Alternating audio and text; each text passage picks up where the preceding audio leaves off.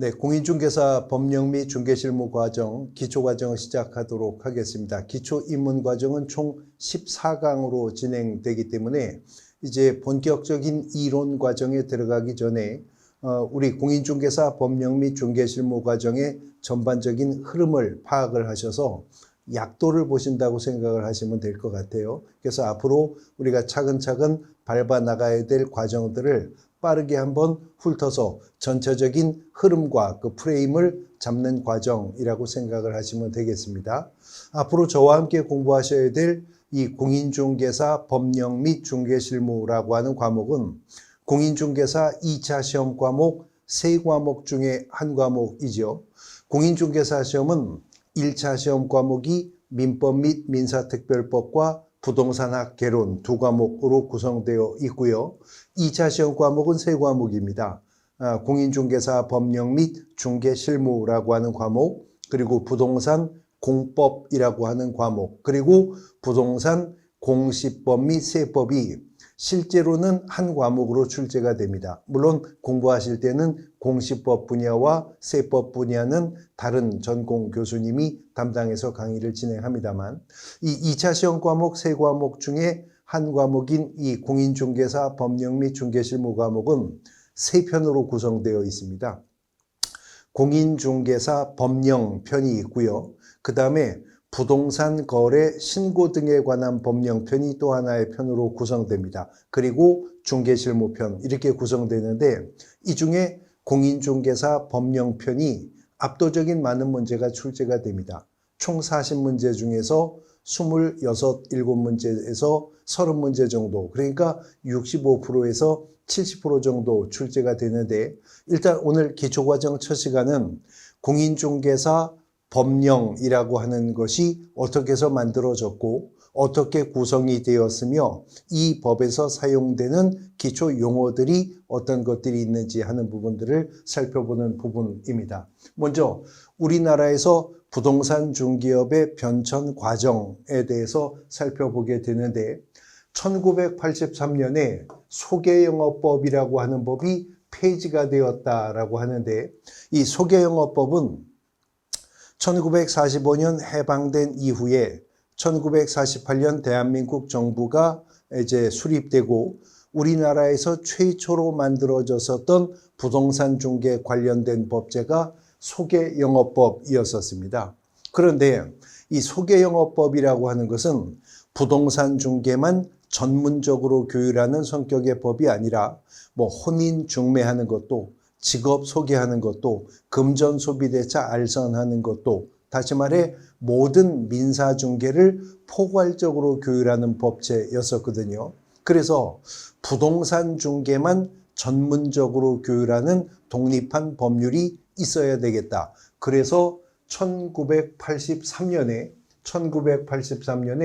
부동산 중개만 전문적으로 교육하는 독립한 법률인 이 부동산 중개업법이라고 하는 법이 제정되었습니다. 만들어졌다라고 하는 거죠. 이렇게 제정된 부동산 중개업법이 크고 작은 개정 과정을 거쳐 지금 우리 공인중개사 법령 체계가 유지가 되고 있는 건데요. 부동산 중개업법이라고 하는 이름으로 제정되었었던 이 법이 실거래가를 확보하기 위한 부동산 거래 신고제도를 도입을 하게 되면서 법의 명칭을 부동산 중개업법에서 공인중개사의 업무 및 부동산 거래 신고에 관한 법으로 명칭을 바꾸게 됩니다. 그러다가 다시 부동산 거래 신고제도가 독립한 법률로 구분 독립해 나가게 되면서 지금은 공인중개사법이라고 하는 법이 따로 있고 또 부동산 거래 신고 등에 관한 법이 따로 있게 되는 거죠. 그래서 우리 과목이 공인중개사 법령편, 부동산 거래 신고 등에 관한 법령편, 그리고 중개실무편, 이렇게 3분되게 되었다라고 이해를 하시면 될 것 같습니다. 그러면 그 중에 1편에 해당하는 공인중개사 법령편은 어떻게 구성되어 있고 그 법적 성격은 어떠하며 또 제정 목적은 무엇인가 라고 하는 것인데, 개별 법들은 무조건 1조는 목적이라고 하는 제목을 갖습니다. 공인중개사법 1조도 목적이지만 주택임대차보호법 1조도 목적, 건축법 1조도 목적, 농지법 1조도 목적입니다. 항상 개별법은 1조가 목적 규정이고요. 1조의 그 목적 규정에 담는 내용은 그 해당 법령의 전체적인 내용을 파악할 수 있도록 하고 그 법령을 해석할 때 해석의 지침이 되는 그러한 조문이 1조 목적이거든요. 그래서 공인중개사법 1조도 제정 목적에 대해서 규정을 두고 있는데 공인중개사법 1조에 따르면 이 법은 공인중개사의 업무 등에 관한 사항을 정하여 그 전문성을 제고하고 부동산 중개업을 건전하게 육성하여 국민 경제에 이바지함을 목적으로 한다라고 규정을 하고 있습니다. 지금 당장 암기하실 필요가 있는 건 아니지만 공인중개사 법령편에서는 법 제정의 목적을 묻는 문제도 간혹 출제가 되고 있기 때문에 앞으로 우리가 이제 계속적 반복적인 학습을 통해서 이것은 암기가 되어야 될 조문입니다. 공인중개사법 1조 제정 목적에 대해서 보셨고요. 이제 공인중개사 법령은 그러면 어떻게 구성되어 있는가라고 하는 것인데 특정한 법령이 어떻게 구성되어 있는가라고 하는 내용을 이해하시기 위해서는 선행적으로 먼저 이해되어야 될 것이 바로 법의 단계라고 하는 것입니다. 이 법의 단계라고 하는 것은 법이라고 하는 것은 다 똑같은 중량과 가치를 가지고 있는 것이 아니라 법 성어 간에 등급이 있다라고 하는 것이죠. 그래서 이 법 단계론에 의해서 법의 단계를 매겨보면 최상위의 법으로서 하나밖에 없는 법이 있죠. 그것을 일컬어서 헌법이라고 합니다. 법의 단계 중에서 가장 최상위의 단계에 있는 법을 헌법이라고 합니다. 이 헌법이라고 하는 법이 최상위의 법인데 이 헌법이 입법권은 국회에 속한다라고 규정하고 있어요. 법을 제정할 권한을 국회에게 부여했죠. 그래서 우리가 삼권분립의 원칙에 입각해 국회를 입법부라고 표현을 하는 겁니다. 헌법의 위임을 받아 국회가 제정하는 법의 형식을 일컬어서 법률이라고 하는 겁니다. 그래서 법의 단계 중에 법률이라고 하는 등급의 법은 국회가 제정하는 법의 형식을 법률이라고 부르게 된다는 거죠.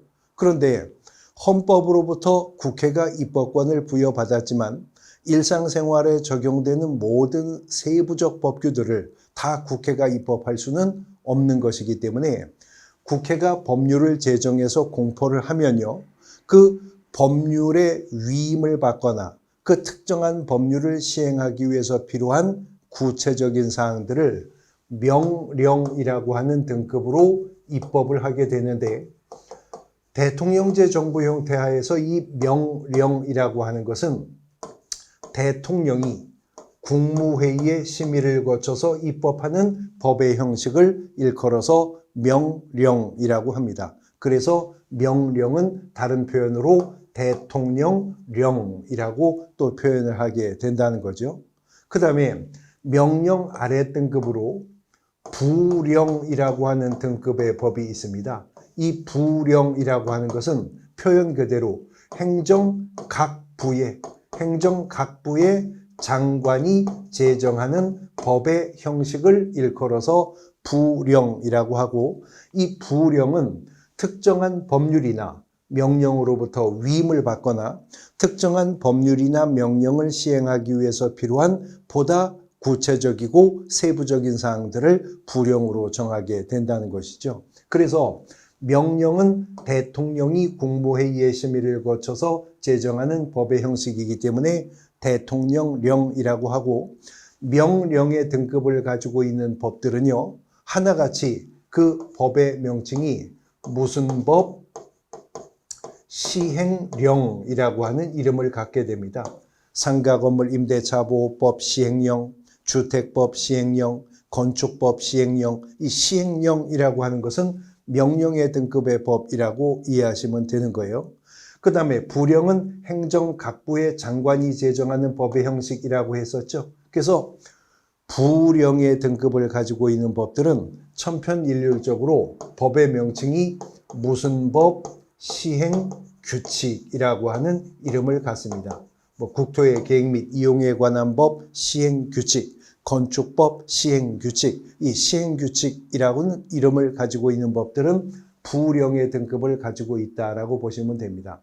그리고 이제 그 하위법으로서 조례라고 불리우는 법의 등급이 있죠. 잘 아시다시피 조례라고 하는 것은 각 지방자치단체가 지방의회 의결을 거쳐 입법하는 법의 형식을 조례라고 합니다. 물론 이 조례는 다시 시도조례, 특별시나 광역시나 도에서 만드는 시도조례도 있고 시군구조례도 있는 거죠. 다시 말해 서울시 조례도 있지만 강남구 조례, 강동구 조례, 송파구 조례도 있는 것입니다.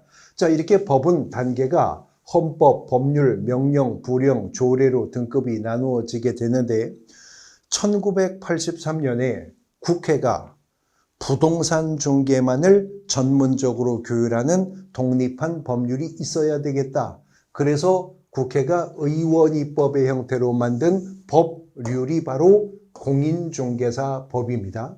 그러면 공인중개사법의 하위법으로서 대통령이 국무회의의 심의를 거쳐 입법한 명령의 등급으로 입법한 법이 바로 공인중개사법 시행령이겠죠. 그리고 그 하위법으로서 부령은 행정각부의 장관이 입법하는 법의 단계라고 했는데 부동산 중개 업무를 관장하고 감독하는 주무부서는 국토교통부죠. 그래서 국토교통부 장관이 입법한 법의 형식으로서 공인중개사법 시행규칙이라고 하는 것이 입법되어 있다라고 하는 거예요. 그러니까 공인중개사 법령의 구성은 법률의 등급으로서의 공인중개사법과 명령의 등급으로서 대통령령인 공인중개사법 시행령과 부령의 등급으로서 국토교통부령의 하나인 공인중개사법 시행규칙으로 공인중개사법령은 구성되어 있다. 이렇게 공인중개사법령의 구성을 이해하시면 되겠습니다. 자, 이제 용어의 정의와 법정 중개 대상물에 관한 부분을 살펴보게 될 건데요. 공인중개사법 1조가 뭐였었죠? 앞에서 우리가 봤는데 목적이었습니다. 공인중개사법 제정 목적을 언급하고 있었죠. 그리고 공인중개사법 2조가 조문의 제목이 정의입니다. 용어의 정의는 공인중개사법이 2조에서 규정을 두고 있어요. 그리고 바로 이어지는 공인중개사법 3조 조문의 제목이 중개대상물의 범위입니다. 그리고 여기까지를 공인중개사법 총칙이라고 부릅니다. 그래서 공인중개사법 총칙은 1조가 제정 목적, 2조가 용어의 정의, 3조가 중개대상물의 범위를 갖게 됩니다. 이렇게 공인중개사법 총칙이 구성되어 있는데 공인중개사법 2조의 정의가 6개의 단어들이 정의가 되어 있거든요.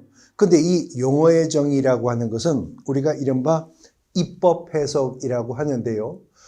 국회가 법률을 제정할 권한을 갖는다고 앞서 설명드렸잖아요.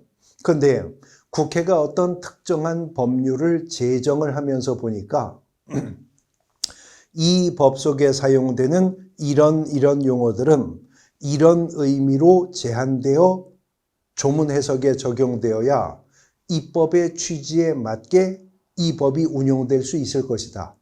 만일 이 법 속에 이런 용어가 이런 의미가 아닌 또 다른 의미로도 다의적으로 해석이 허용되면 이 법령 전체에 통일성을 해할 만한 위험이 있겠다라고 판단이 되면 국회가 특정한 법률을 제정하거나 특정한 법률을 개정하면서 아예 옵션으로 그 특정한 용어의 의미를 제한하여 밝히게 됩니다. 이것을 입법 해석이라고 하는데요.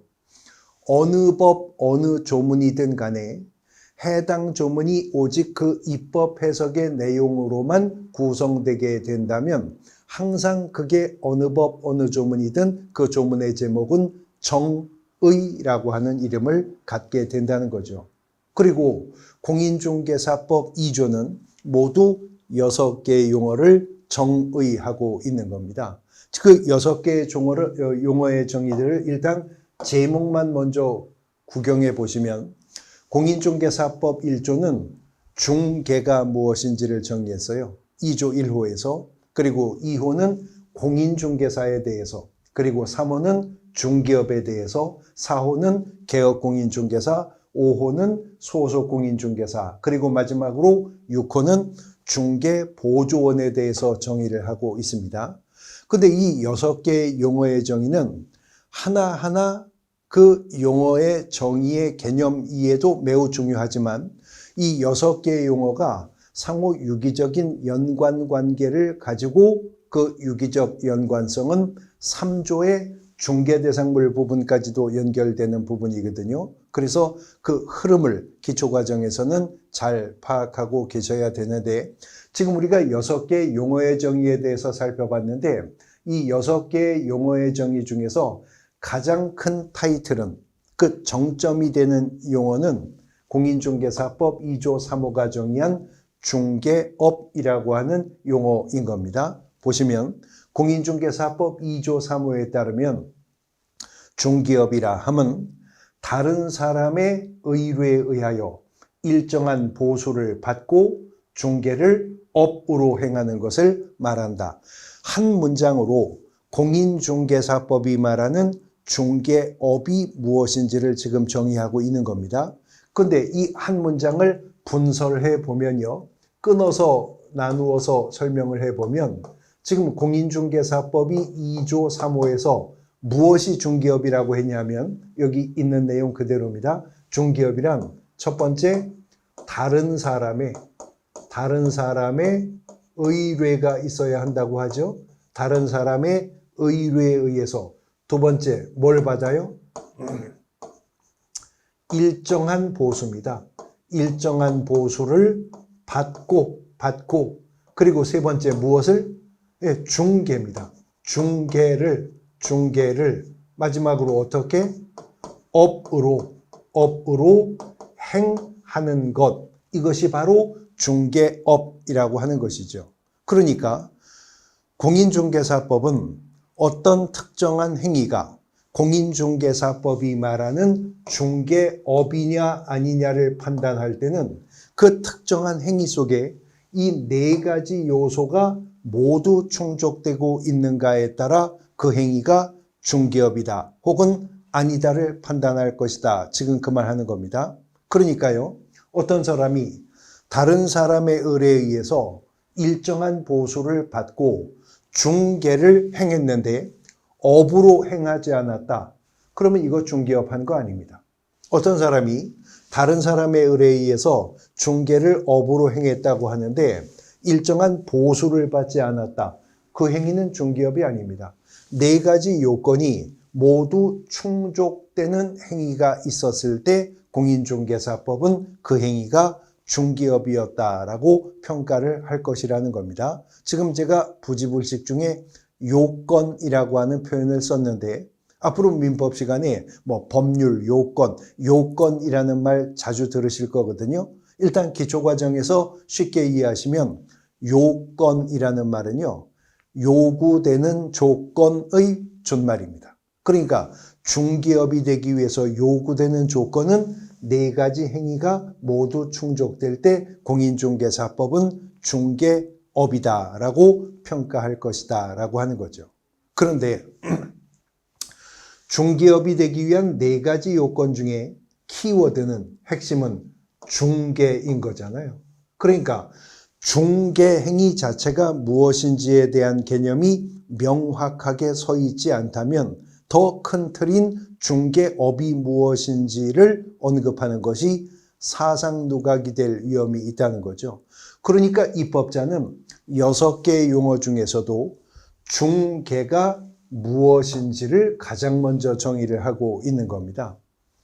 공인중개사법 2조 1호에 따르면 중개라 함은 제3조에 따르는 중개대상물에 대하여 거래 당사자 간의 매매, 교환, 임대차, 그 밖의 권리의 득실 변경에 관한 행위를 알선하는 것을 말한다. 역시 한 문장을 통해서 무엇이 공인중개사법이 말하는 중개행위인지를 정의하고 있는 거죠. 근데 이 한 문장을 같은 방식으로 펼쳐보면 지금 공인중개사법 2조 1호가 뭐라고 말했냐면 중개는 제3조에 따르는 중개대상물에 대하여 아까 제가 언급했었죠. 1조가 목적 규정이었고 2조가 지금 펼쳐지고 있는 6개의 용어의 정의였었고 3조가 중개대상물의 범위를 정할 거라 그랬죠. 공인중개사법이 정한 중개대상물입니다. 그래서 우리가 이것을 앞으로 법정중개대상물이라고 말하게 될 겁니다. 또 앞으로 민법 시간에 법정이라는 표현을 많이 들어보실 거예요. 법정이라는 말은 뭐 법정 지상권, 법정 대리인 뭐 이런 표현들 듣게 될 건데 법정이라는 말은 법이 정한 그 뜻입니다. 그러니까 공인중개사법이 3조에 의해서 정한 그 중개대상물에 대해서 그 말입니다. 법정중개대상물에 대해서 두 번째 누구 간에? 거래 당사자 간입니다. 거래 당사자 간의 매매, 교환, 임대차, 그 밖의 권리요.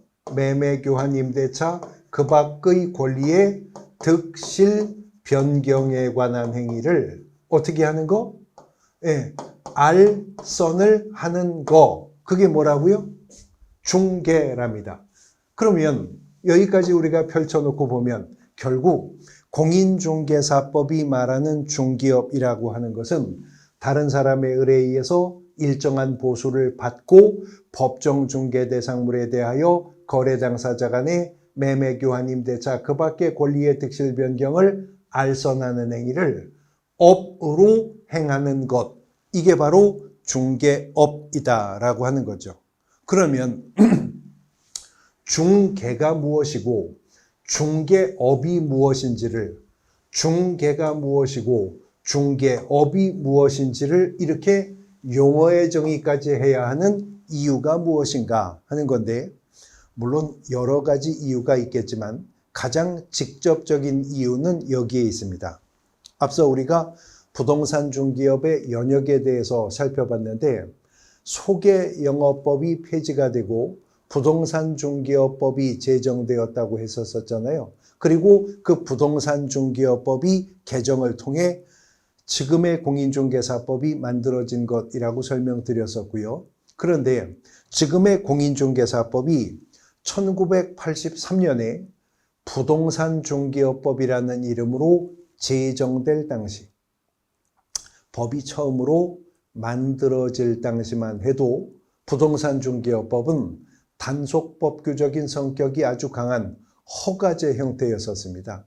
그래서 중개업은 부동산 중개업법에 의해 허가제로 출발을 했었는데 1999년에 부동산 중개업법이 7차 개정을 하면서요.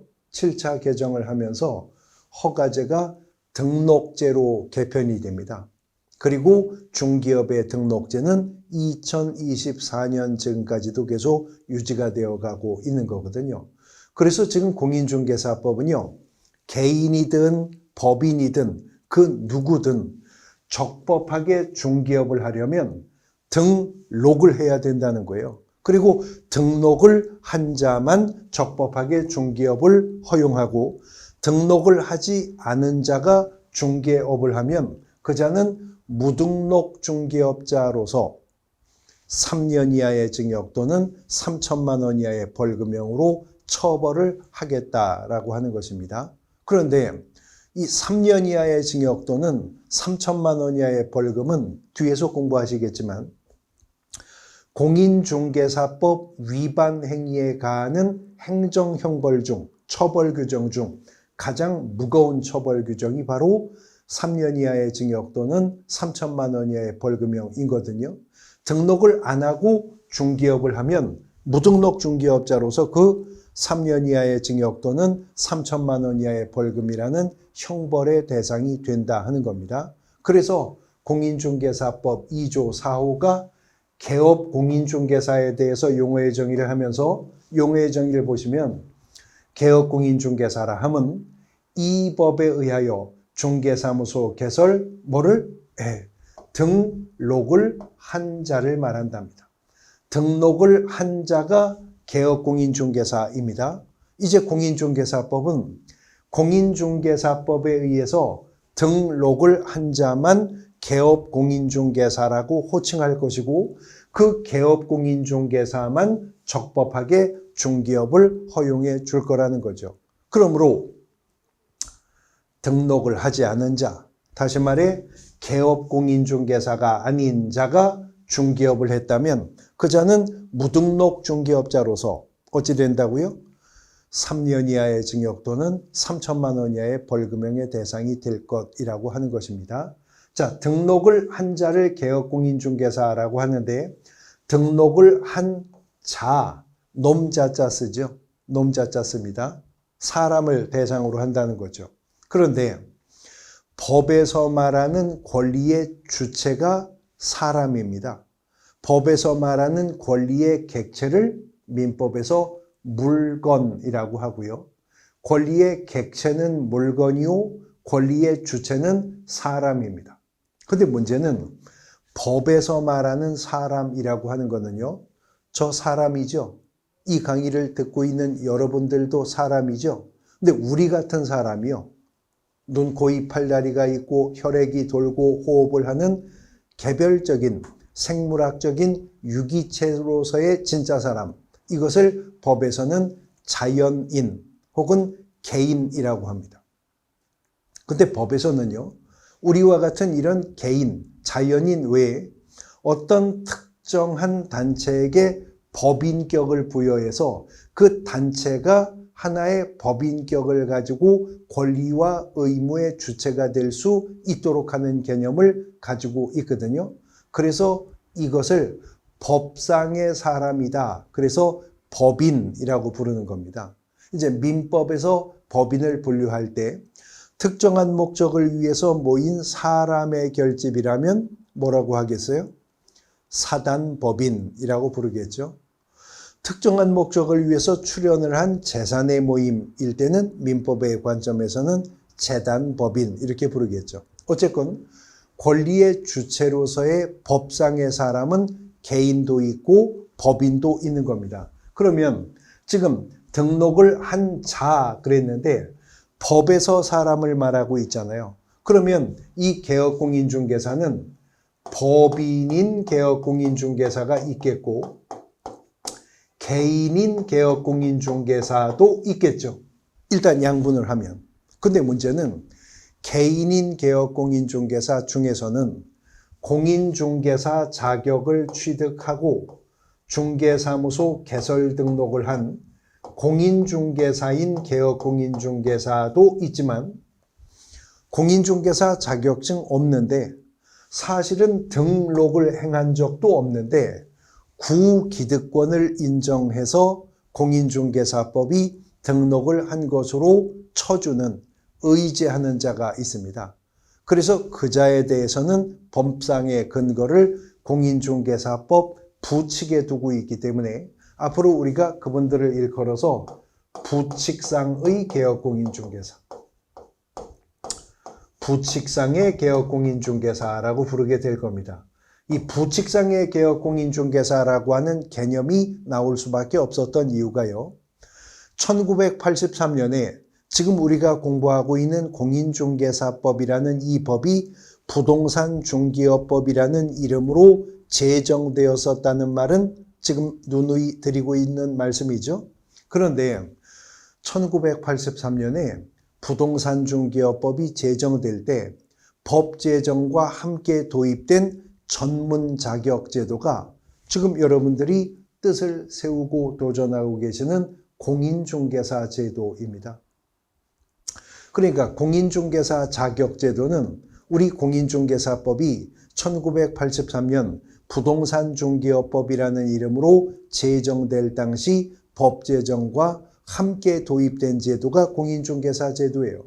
그런데 83년에 공인중개사 제도를 도입을 하는 부동산 중개업법이 제정되어 84년에 법이 시행되었어요. 그래서 제1회 공인중개사 시험은 1985년에 가서 시험이 있습니다. 그러면 법은 84년에 이미 시행되었지만 아직 공인중개사 시험은 한 번도 본 적이 없는 상태에서 법이 시행되니 공인중개사 자격 없는 자가 중개업을 할 수 있는 텀이 필요하죠. 또 법이 소급 적용될 수 없으니 부동산 중개업법 제정되기 전부터 복덕방 하던 분들에 대한 구기득권도 인정이 되어야 되겠죠. 그래서 부동산 중개업법이 1차 개정을 89년에 하면서 앞으로는 1990년부터는 공인중개사 자격증 있는 자만 중개업을 허용하겠다라고 개정되기 전에 공인중개사 자격증 없이 미리 허가받은 분들이 있었다는 겁니다. 그분들은 2024년 현재도 공인중개사 자격증 없지만 그 구기득권을 인정받아 중개업을 할 수가 있고, 현행 공인중개사법은 부칙의 그 근거 규정을 두고 있기 때문에 이분들을 부칙상의 개혁 공인중개사라고 부르겠다라고 하는 겁니다. 그러니까 부칙상의 개혁 공인중개사는 새롭게 될 수 있는 개념이 아니다 그 말이죠. 그러면 다시 원점으로 와서 중개업을 적법하게 하려면 뭐 해야 된다고 그랬죠? 등록을 해야 된다고 했어요. 등록을 한 자를 일컬어서 뭐라고 부르기로 했죠? 개업공인중개사라고 부르기로 했어요. 그런데 개업공인중개사의 종별을 3분에 보면 법인인 개업공인중개사, 공인중개사인 개업공인중개사, 부칙상의 개업공인중개사로 3분되지만 이 중에 부칙상의 개업공인중개사는 구기득권이 인정된 것에 불과하지 이제 와서 새롭게 될 수 있는 개념이 아니라고 했잖아요. 그러면 새롭게 개업공인중개사가 된다는 것은 법인인 개업공인중개사가 되거나 공인중개사인 개업공인중개사가 되거나 둘 중에 어느 한 길밖에 없다라고 하는 걸 알 수가 있는 부분인 겁니다. 그래서요, 이제 뒤에서 보시게 될 건데 공인중개사법 9조 2항이 누가 등록을 신청할 수 있는지를 정했는데 공인중개사법 9조 2항에 이런 조문이 나와요. 법인 또는 공인중개사가 아닌 자는, 법인 또는 공인중개사가 아닌 자는 중개사무소 개설 등록을 신청할 수 없다. 다시 말해 법인과 공인중개사만 중개사무소 개설 등록을 할 수 있다라고 하는 거죠. 그러니까 우리 같은 개인은 공인중개사 자격을 취득해야만 등록을 할 수 있고 등록을 해야만 적법하게 중개업을 영위할 수가 있게 될 것이다 하는 겁니다. 그래서 공인중개사법은 개업 공인중개사와는 별도로 공인중개사라고 하는 용어를 2호에서 별도로 정의를 하고 있고, 공인중개사법 2조 2호에 따르면 공인중개사라 함은 이 법에 의한 공인중개사 자격을 취득한 자를 말한다 그럽니다. 그러니까 공인중개사, 개업공인중개사 표현도 비슷하고 발음도 비슷하지만 공인중개사법상 의미가 구분되어서 자격을 취득한 자를 말할 때는 공인중개사, 등록을 한 자를 말할 때는 개업공인중개사라고 한다는 거죠. 그러면 이렇게 공인중개사인 개업공인중개사 이렇게 말하면 각각의 용어가 정의가 되어 있으니까 이를 조합하면 공인중개사인 개업공인중개사란 자격을 취득한 후 등록까지 한 자를 일컬어 공인중개사인 개업공인중개사라고 부르게 될 것이다 하는 겁니다. 그런데 공인중개사 중에서는요, 그냥 자격만 취득하고 있는 자가 있어요. 그러면 공인중개사라고 부르겠죠. 근데 자격을 취득을 하고 등록까지 하여 현업에서 중개업을 영위하고 있는 자가 있어요. 그 자를 공인중개사인 개업공인중개사, 공인중개사인 개업공인중개사라고 부를 겁니다. 그런데 또 공인중개사 중에서는 자격을 취득하고 자기 명의로 개설 등록을 한 것이 아니라 등록을 한 자인 개업공인중개사에게 고용되어서 중개업에 종사하고 있는 공인중개사가 있다는 겁니다. 그래서 개업공인중개사에게 소속이 되어 있는 공인중개사라고 하여 공인중개사법 2조 5호가 소속 공인중개사라고 정의를 하는 거죠. 그래서 2조 5호에 따르면 소속 공인중개사라 함은 개업공인중개사에 소속된 공인중개사로서 중개 업무를 수행하거나 개업공인중개사의 중개 업무를 보조하는 자를 말한다. 이렇게 정의를 했습니다. 그러니까 개업공인중개사와 소속공인중개사의 관계는 민법의 관점에서 조명하면 고용계약 관계에서 사용자와 피용자의 관계에 있다. 우리 일상생활 용어 속에서 말하면 사장과 그의 직원의 관계에 있습니다. 그런데 개업공인중개사가 중개 업무를 보조하게 하기 위해서 고용을 한 자들이 다 공인중개사 자격증 있는 거 아니거든요. 그래서 자격증 없는 자를 소속 공인중개사와 구분하고자 2조 6호가 마지막 용어의 정의로서 중개보조원이라고 칭하게 되고, 중개보조원의 용어의 정의는 그래서 출발부터가 공인중개사가 어떤 자? 아닌 자요. 공인중개사가 아닌 자로서 개업공인중개사에게 소속이 되어 중개대상물에 대한 현장 안내 및 일반 서무 등 개업공인중개사의 중개 업무와 관련해 어떤 업무? 단순한 업무를 보조하는 자를 말한다라고 정의를 하고 있는 겁니다. 그러면 공인중개사법 2조 5호가 말하는 소속공인중개사와 2조 6호가 말하는 중개보조원을 용어의 정의상으로만 비교해도 이동점이 발견되죠. 양자는 공통점도 있고 차이점도 있습니다. 차이점은 공인중개사로서, 공인중개사가 아닌 자로서 소속공인중개사는 업무를 수행까지도 할 수 있는데 중개보조원은 단순 업무 보조만 할 수가 있다 하는 점은 차이점이죠. 그러나 소속공인중개사든 중개보조원이든 개업공인중개사에게 소속된 자라는 점, 개업공인중개사에게 소속된 자라는 점, 개업공인중개사의 업무를 보조하는 자라는 점, 개업공인중개사의 업무를 보조하는 자라는 점은 같은 거죠. 그래서 공인중개사법이 별도의 용어의 정의를 하고 있지는 않지만 입법상 간결한 입법을 하기 위해 필요할 때 소속공인중개사와 중개보조원을 통칭하여 표현을 할 때에는 고용인이라고 하는 표현을 쓰는 겁니다. 그러니까 고용인이란 개업공인중개사에게 소속되어 개업공인중개사의 업무를 보조하는 자를 넓게 표현하여 고용인이라고 하는데, 고용인 중에는 공인중개사 자격증이 있는 고용인도 있고 없는 고용인도 있어 자격증 있는 고용인을 소속공인중개사, 자격증 없는 고용인을 중개보조원이라고 칭하겠다 하는 겁니다. 내용 이해되시겠죠? 자, 다시 공인중개사법 2조 3호로 돌아가서 중개업이란 다른 사람의 의뢰에 의해서 일정한 보수를 받고 중개를 업으로 행하는 것을 말한다. 앞서 우리가 분석해 봤는데 결국 중개업이 되려면 첫 번째, 다른 사람의 의뢰가 있어야 되고요.